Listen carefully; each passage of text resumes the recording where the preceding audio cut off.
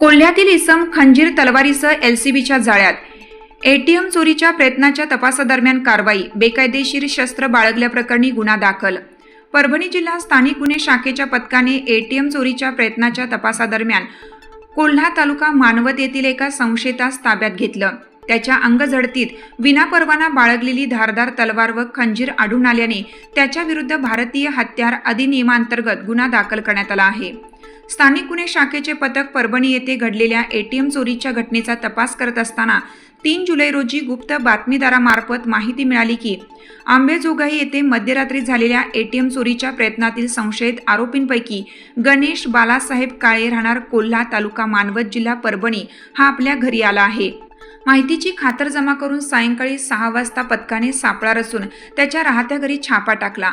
आरोपीला ताब्यात घेऊन अंगझडती घेतली असता त्याच्या कमरेला लपवून ठेवलेली एक धारदार तलवार व एक धारदार खंजीर आढळून आली। या शस्त्रांसाठी कोणताही परवाना नसल्याने ती जप्त करण्यात आली। या प्रकरणी पोलीस हवालदार विलास नारायण सातपुते स्थानिक गुन्हे शाखा परभणी यांच्या फिर्यादीवरून मानवत पोलीस ठाण्यात गुन्हा रजिस्टर नंबर 306/2026 अन्वये भारतीय हत्यार अधिनियम कलम 4/25 तसेच महाराष्ट्र पोलीस अधिनियम कलम 135 प्रमाणे गुन्हा दाखल करण्यात आला असून पुढील तपास पोलीस अंमलदार राजू इंगळे करीत आहेत।